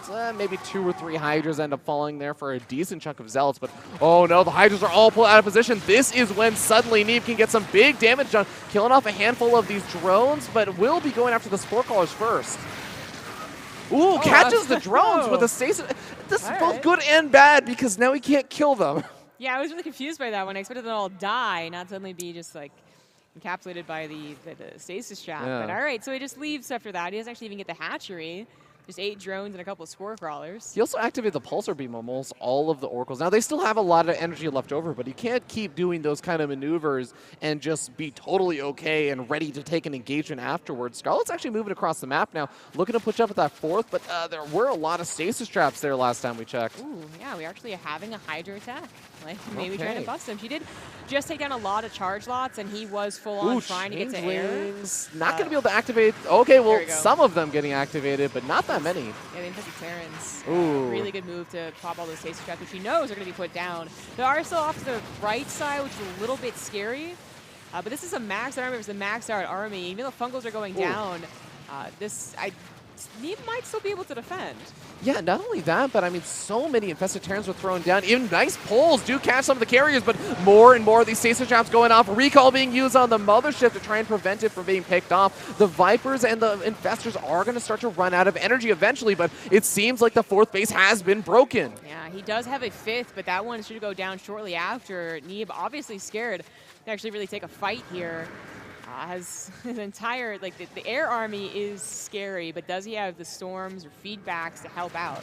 Oh, Scarlett's army getting a little bit caught out of position. The Oracle's starting to go in. They activate those Pulsar Beams, and some of these fungal growths being thrown down, and it seems like the Hydras all getting cleaned up. The 5th base was under a little bit of fire, but it's definitely going to survive now. Yeah, he didn't actually need storms or feedbacks to help out. That actually was taken care of really nice. The Hydras were caught in a position that they couldn't micro from. There was about 10 of them off to the side. They were taken care of by charge lots as well, and she just lost most of her army. Huge dip in supply.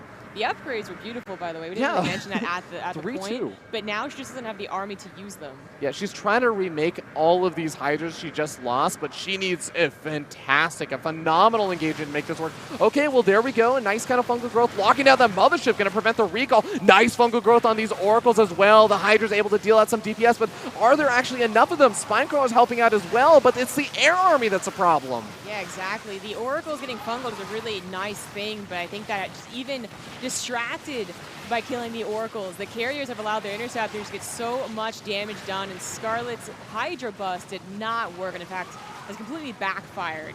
She's about to lose this game. Yeah, she starts to lose more and more of these bases. It seems like, yeah, exactly. It's Scarlett moving out with the Hydra Bus. If she had been able to stake back, I actually think that it may have been a little bit more difficult for Neeb to try and push into creep, where those Hydras don't have to deal with all the stasis traps and everything. You have more infestors, the reinforcements coming out faster, but GG does get called. Neeb takes the lead in this series, 2-1. That was an engagement where a lot of things were technically missing from super late game, and that's, you know, she wanted to go for a Hydra Bust. She tried to make it work, it didn't, but we didn't have the Storms. We didn't have mass amount of Fungals or High Templars. Even the Vipers, like, did those Vipers actually do much work in that engagement? I mean, they did a couple of nice pulls that killed off the mothership, but yeah. you know, I think my favorite part right now is playing the guess who won game by their faces. Scarlett's the one that's smiling and kind of like holding her hand as like, ah ha ha, Protoss, and Neeb's just sitting there like, next move. Next game, please. Next game. Yeah, it's a fun game to play sometimes. But that was that was a weird plan, I suppose. Build order, decision, whatever, like plan from Scarlett to get to 3-2 super fast with the Hive, with a couple of Vipers, a couple of Fungals, but then actually majority Hydra Bust that late. Certainly we see Hydra Busts in the mid game, but I've never seen one with 3-2. Yeah.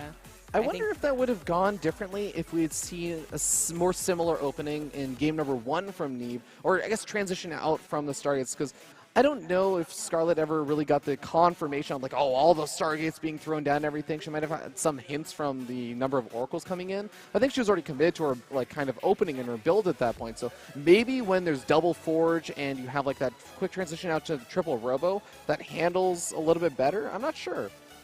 Yeah, I don't know about that either. I think the thing is that she probably could have pulled back. You know, she sent those changelings forward, and then she popped the stasis traps.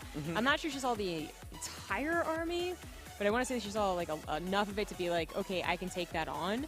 So regardless of how that got to that point, Scarlett was the one that like pulled the trigger. She was like, well, I did get to this point, and you know what? I'm actually going to do it, whether it works or not. And I can't really blame her that it might have worked. Again, there was like the High Templars, you know, weren't around. There's only so many carriers. The Mothership Core had been, you know, abducted once, which kind of started things off okay. But I think just the positioning, the map, that's what I think actually could have changed that fight a lot. So she's able to retreat immediately after killing that base and grouping her units again. Yeah. So what you're saying is you just don't want to see anyone attack anymore. Ever. Yes, that's what I'm saying. Don't ever attack. That's how you play StarCraft. No, but I agree. The point you're making is that you want to see, if you're going to do those attacks, basically she overcommitted a little bit, trying to stake around a little bit too long. And if she had pulled back, then she would have gotten that base and just been able to go home and take an engagement maybe a little bit in better terms. Yeah, my point more so, I guess, was just like, I think that with that committal, it was 100%. Either it works or it doesn't. Yeah. And I think that it might have worked on a different map. Yeah. That's kind of all I wanted to say, is that getting stuck up against the plateau that was happening was a big problem. But honestly, even if she had been able to retreat, killing one base probably wasn't enough. That air army was still maxed out. That's true. So it was only going to get scarier. Yeah, he would have just replanted the Nexus and be like, all right, see you next time. Okay, well, here we go, ladies and gentlemen. Game number 4. We are going to be starting down here in the bottom right-hand corner of the map. Top of the pink Zerg player. Give it up for Team Expert Scarlett. And up here in the top left-hand corner of the map, we have the yellow Protoss player. Put your hands together for Team Neeb.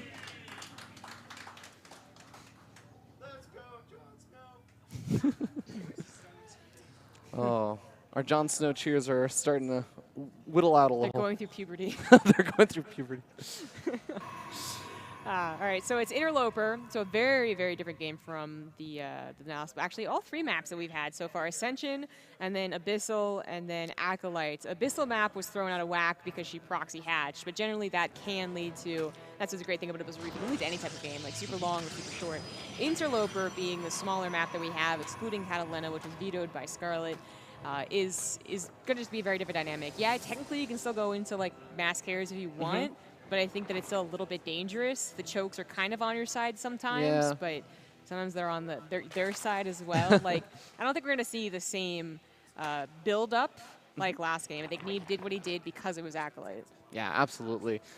We do have, little bits of harassment over here and there with the probe planting down a pylon, trying to lay that natural. Scarlett going mostly unfazed by it, just get up a faster spawning pool to deal with things. And I really, really want to see how exactly Neeb is going to play this out. Because, again, we just keep seeing him go for the Stargate opening. And not just the Stargate opening, but going into multiple oracles repeatedly. And we've seen that he has a really strong ground game. But I wonder if that's just something that traditionally he's played versus Scarlett. He says, actually, no, I really just think that she struggles versus a Stargate play. Yeah. It's not so much a question of does he add a Stargate, is it how quickly does he add the other ones, and how quickly does he get away from the Stargate as well. Like, it's probably going to be Stargate. It works out not just as a funny, kind of, everyone says a troll build, but clearly it's part of the meta now, right? Yeah. But it also works out just as a great actual opener. The Revelation is really great to use. The harassment it sometimes brings, especially if you pair it up with an Adept attack, is fantastic, which is something that he's tried to do. The 2 oracles and the Adept attack, but I don't think he's ever done it with Resident Glaives yet. And we do see actually a Twilight Council here, so it's a bit of a change-up. Okay, Twilight Council can lead up into multiple different sort of styles and openings. One thing that is also possible is that Neeb just says, hey, to hell with this series, I'm just going to end it 3-1 and go for a 7-gate Adept all-in with Resonating Glaives, which is something we haven't seen for a good bit of time, I think, from many Protoss players. I feel we see it occasionally, but definitely really less common than it used to be. I'd be pretty surprised if it was an actual, like, pure gateway Adept attack. That's pretty on the nose nowadays. It's a little too on the nose for Neeb. More likely we will be seeing maybe a Dark Shrine or something thrown down with the Robo getting out a Warp Prism and going for some DT harassment, or even just 3-gate Adept with a Warp Prism.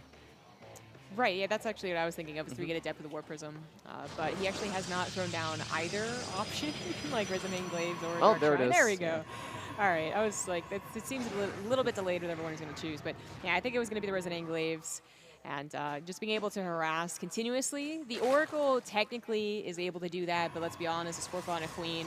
Oracle is going to want to survive more than deal damage. The Warp Prism, not that much sturdier, but it drops off units and it leaves. And those units are the ones actually going to get maybe 6, 10 drone kills. Yeah, it's not necessarily about ending the game, it's about just doing additional damage.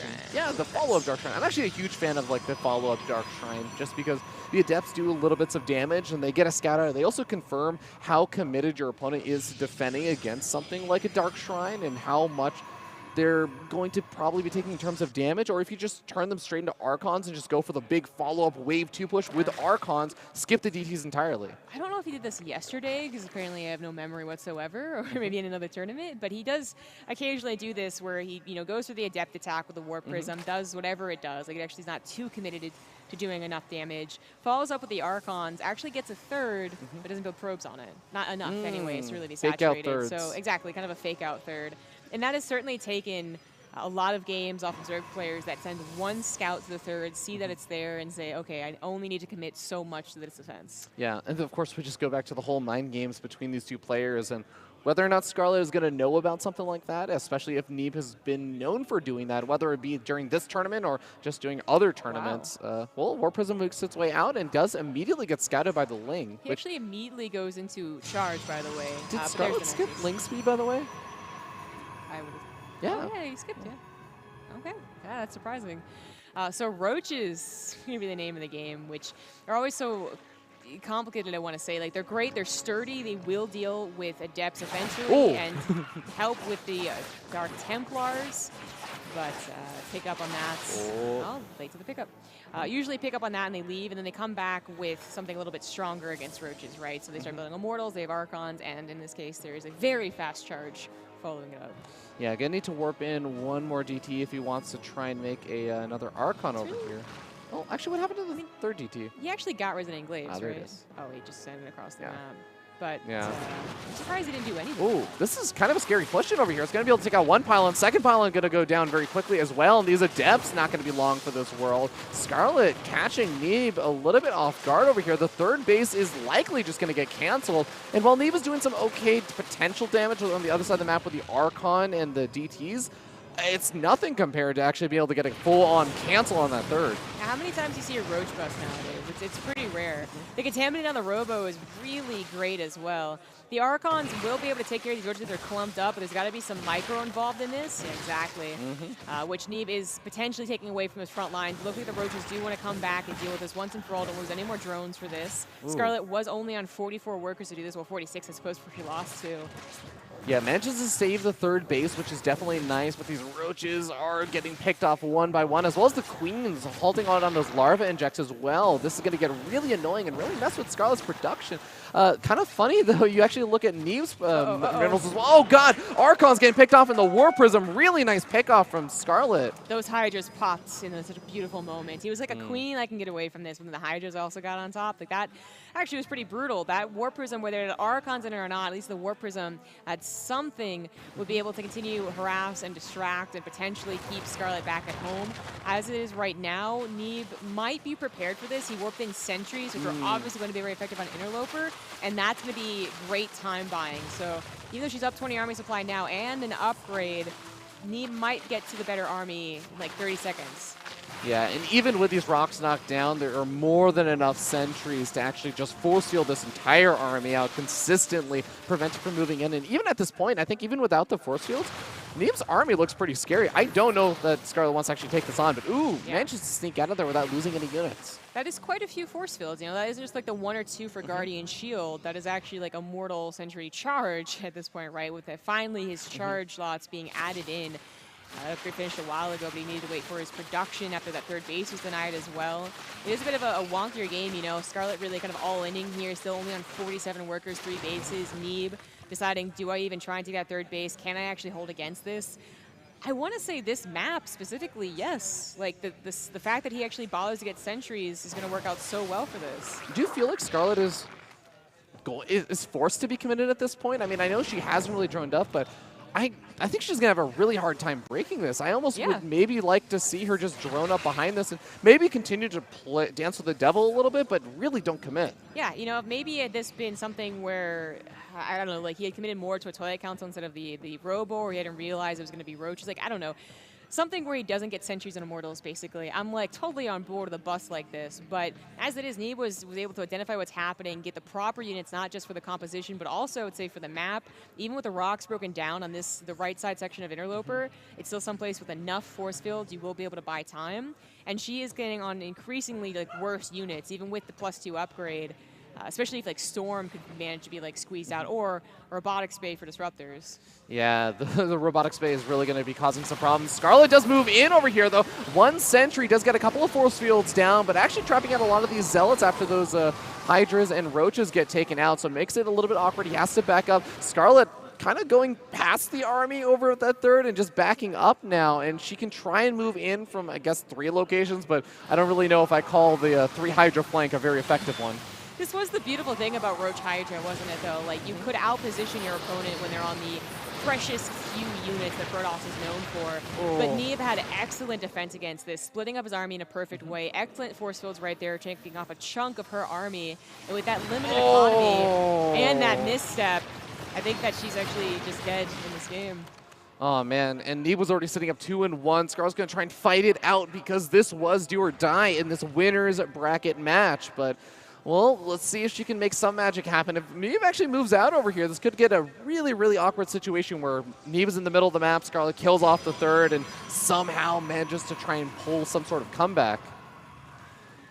It would have to be quite the comeback at this point. Yeah. It is army type more than it is the supplies. Nidus Swarm? I didn't even notice the Nidus Swarm. That is an interesting addition, but I'm not sure the problem is how fast she's rallying forward.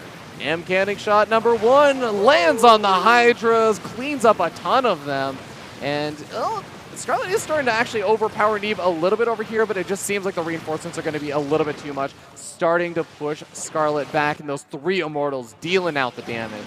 And the Nidus Swarms are really going to try and catch Neeb off guard. You know, he loses the sentries, then he loses the Immortals, and suddenly his army really isn't that great either, which has happened here. Lost the sentries, the Immortals are low, just sees the Nidus Swarm now. Pop out, I dare you. Well, 4th base being taken over here for Neeb in the center of the map, and the 4th base is finishing up just before the Zerg players it's really not a great position for the Zerg. No, it's not, no. And Scarlett has always been sub 50, finally getting above with 10 more drones on the way, but she is in a pretty bad spot. And generally, after an attack like this, you hope you have that powerful economy to either, well, first remax, right, safety, and then go into something bigger and better like Hive Tech, which she has to pick and choose, either to remake an army, maybe make more drones, or try and get some tech up. Oh, actually getting a surprising number of units there on the tail end of that disruptor shot. And Neeb finally getting the catch-up on those upgrades, +2 weapons finishes. So not long ago, it was 0 upgrades for Neeb versus +2 missile attack, but slowly and surely, Neeb is just getting further ahead in every single regard this game. Yeah, and he's adding on Templar Archives now, so another way to get Archons, as well as, actually, more importantly, go for that Storm, which should just be the nail in the coffin. I don't think she'll be able to deal against Disruptors and Storms and whatever else the Protoss army has. And there it is, moving across the map, clearing up creeps with that Observer, looking not too fearful of the Roach Hydra army. I mean, Scarlett is really going to need some sort of kind of miracle engagement. I don't know, burrow her entire army, unburrow it on top of Neeb's army, catch him by surprise, and maybe fire some disruptor shots and kills his entire own army. Like, she needs something like that. Yeah, she does. I would say actually a full surround might also do it, but it's a little bit difficult to do. It's so hard on this map. Yeah, exactly. I think like Ascension Eye or Odyssey, okay, sure, they're in the middle of the map, they messed up, but there's not too many open spaces here. Yeah, that is the problem, and it's even if you catch your opponent by surprise, it just takes so long to move your army around these kind of different corridors and hallways to, like you said, get those pickoffs. And maybe even some good focus fire down on the Disruptors would also help, but oh god, the Disruptors going to get a good focus fire down on these Roaches and Hydras. That was a good time buyer, but not for long. More importantly, this is a position that is a choke, though, so whether the rocks are broken or not, is always going to be a little suspicious for Neeb to force his way in there. With a Concave, she has a shot, but it's not a very good one. Yeah, she also doesn't decide to immediately push in over there. She moves in. Eventually, the one Disruptor shot does whiff, but the second and third actually not doing as much damage as they could have, but there we go. That's the big one. And this looks like it's going to be a 3-1 in favor of Neeb as Scarlett just runs out of raw units to help defend over here. GG, Neeb advances on to the grand finals. I would say as most people expected, but that first game actually I think put a lot of questions in people's minds. Like, wow, that actually went in her favor. The proxy hatch can just be explained by a cheese, like no big deal, but then the last 2 games, it's really been Neeb in control. Yeah, really, really solid play from Neeb. I think, you know, of course, the warm-up game of the day we always like to talk about. And man, that was a hell of a warm-up game. Yeah. But after that, Neeb did seem like he was just in control of the pacing and the way that the game worked. Yeah, he did. Yeah, he didn't let like her build. He didn't let her build up momentum. You know, you do that super long game, and then you get the proxy hatch win, and then the third game he's already like, oh my god, I can't believe I lost in both styles, right? Super late game and super early game. And that's where maybe the comeback's really difficult to do. But by slapping that proxy hatchery down, I mean, like mainly scouting to be honest, but also just knowing how to deal with it. I think they actually gave him just like, oh yeah, I got this. Like 3-1, easy. Yeah, really, really well done. And of course, that means he advances on to the grand finals. If you're a Scarlett fan, then do not fret or frown too much because she is going to be moving down to the losers bracket. She still has one more chance to win Kings of the North and become the Queen of the North once again, but she's got to beat Masa down there in the losers bracket before she gets another chance to face off versus Neeb. Masa, of course, also looking forward to a potential rematch there. Yeah, that's going to be an interesting ZVT. At least I hope so. The games yesterday were always a little affected by Masa being a little bit tired, but now hopefully he's had like 14 hours of sleep. So it'll be the Masa Scarlett matches that we expect. Yeah, exactly. I mean, the best time to get opportunity for massive amounts of sleep is right when you've gotten no sleep the previous day, because then you're extra tired moving in. So Masa should be in ideal form technically when it comes to sleep.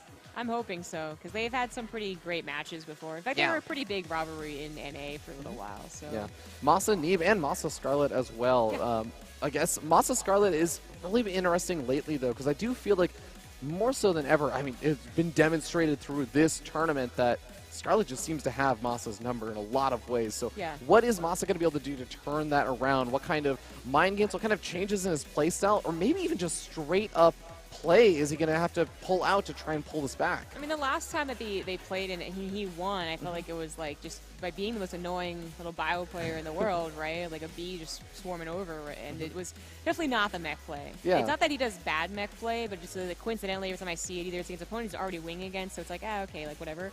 or it's just like, well, that was good, but I like your bio better. Like, your bio is really fun to watch.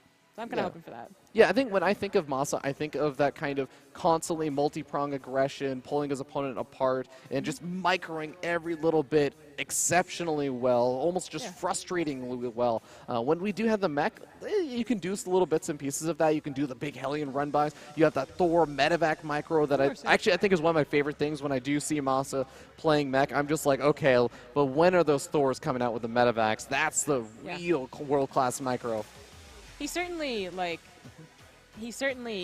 uses mech in a style that is still kind of similar to his bio play by multiple harassment and pushes that you don't expect and whatnot. But it's just like, I think I'm also bio biased, so that's always going to be accountable. Absolutely, I think it suits his playstyle a little bit better, but we'll see what he decides. He is the ultimate decision maker and what he's going to end up going for.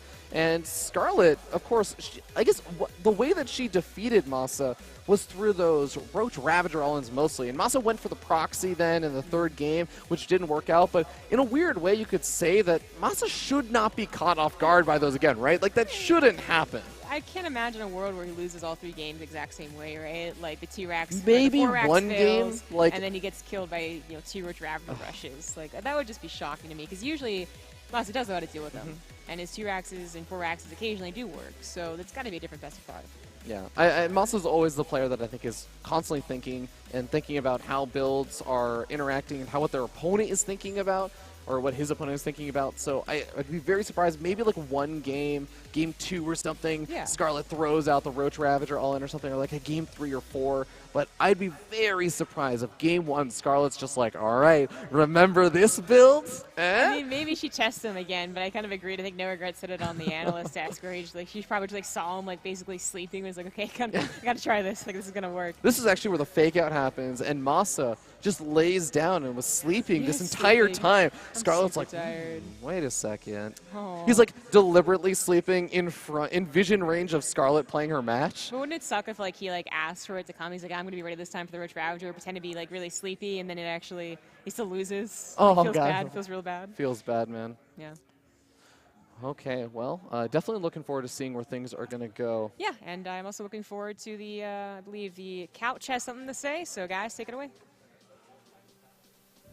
What's up, guys? No Regret here, coming at you with the armchairs of truth. I'm here with our loser and winner in no particular order. How are you guys doing? Good. Good. Good, thank you. I'm glad you guys are good, both of you, even though one of you lost. Thanks for asking. Feel like this is a bit of a reunion, you know? We have some history, us 3. 2 of us code S, 1 of us not so much, but that's okay.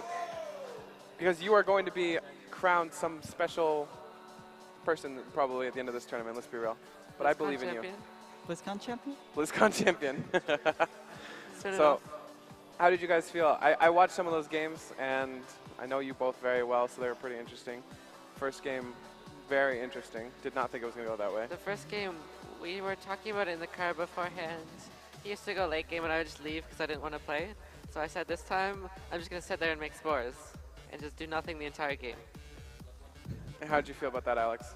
I mean, it worked, so it was I good. mean, why didn't you do it every game? Well, I think you can go. You can't do it every game. Why not? Because he's just going to attack me earlier next time. And I'm going to die. Is that true, Alex? Would you have attacked her earlier if she would have just kept doing it? Maybe. Like, there are a few different Oracle styles you can do, so I feel I that. could just pick one that Feel One that. time attacks you make earlier. 2 oracles, then void ray. The other one's oracle, void ray, then oracle. Well, So like different. late game attacks. Or mid-late game attacks. But like Ire is like the best map for just sitting there and making spores and stuff. Do you 'cause I know? can't really attack. Do you know how Sasha had vision of your army when she was like knurling some things? When you're on the high ground, she's on the low ground. Master 4 on the low ground. Like she kept knurling like Tempest Yeah, and knurling. 'cause she had infested Terrans that were like, I was just curious. or like one random changeling or something. Yeah. The changelings were very sneaky. And then game 2, I've beaten him with proxy at speedling on that map a few times. So I wanted to do proxy at Ravager. I've never done it before though, so I don't know the build order. That's why it didn't work. Yeah, I was really confused. Yeah, why didn't Why didn't you just do the proxy hatch Ling build? Because It's good. We you know would it's good. expect that. I know how to defend So I wanted to like trick him because I've never done that Ravager build before. You died to me on ladder when I did it to you the most recent time. In Korea. It's just ladder. it. Yeah, in but- Korea. I know how to defend it now. I know it's just ladder, but my point is it worked. So it's just ladder. I'm just saying, you gotta relax on the Ravagers a little bit. Remember Well, I I need to talked? learn the build order. I thought it was pool first, but it wasn't. So it was like 30 seconds late. I didn't take a second gas. And you lost your queen to the photon Well, overcharge. that Well, always it's always happens. happens. What?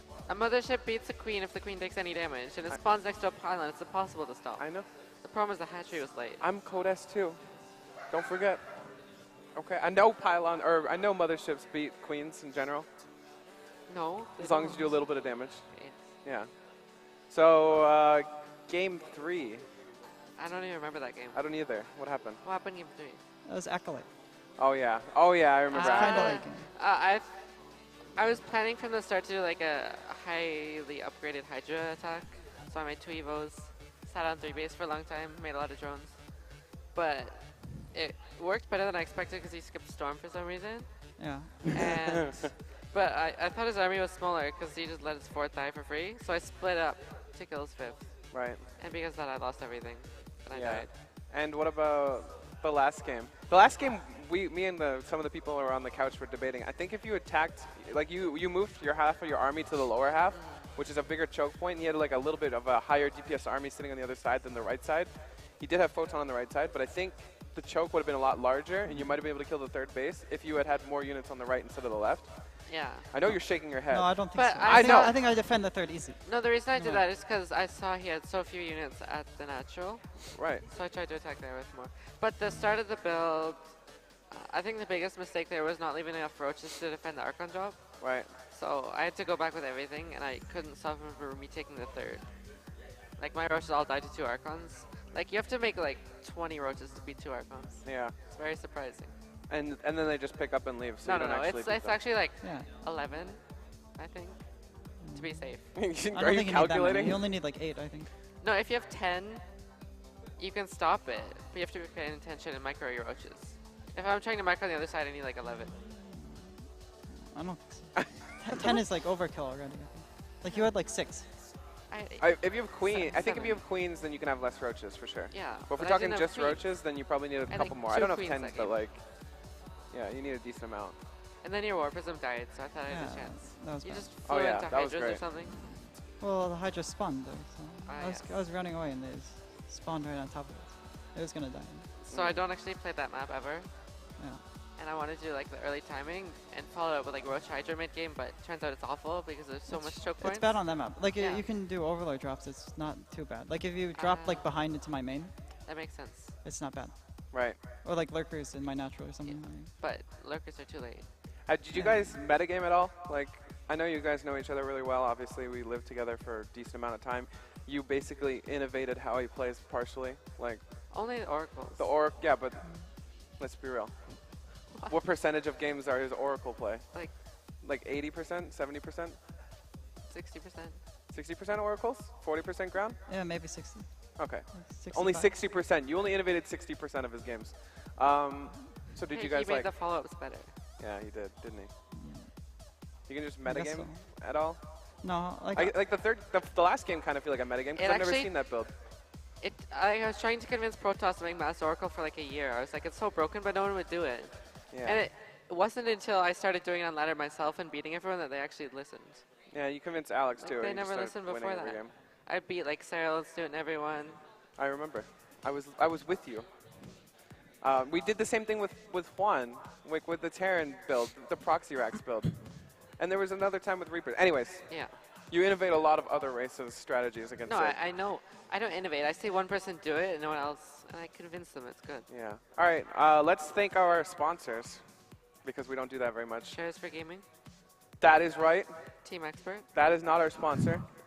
What about you? I don't know the sponsors You don't Ting. know the sponsors? Ting, ting, ting. for this event. Asus, Republic of Gamers. Shares for Asus. gaming. Chairs for Gaming. Raiders, your sports bar. Do you know the code you can use to donate to esports? No. KOTN4. Wow, you're good. You should be the host. But yeah, I think that'll probably do it for us here on the couch. I think we have a commercial break coming up, and then maybe some analytic stuff. But yeah, take it away, commercial.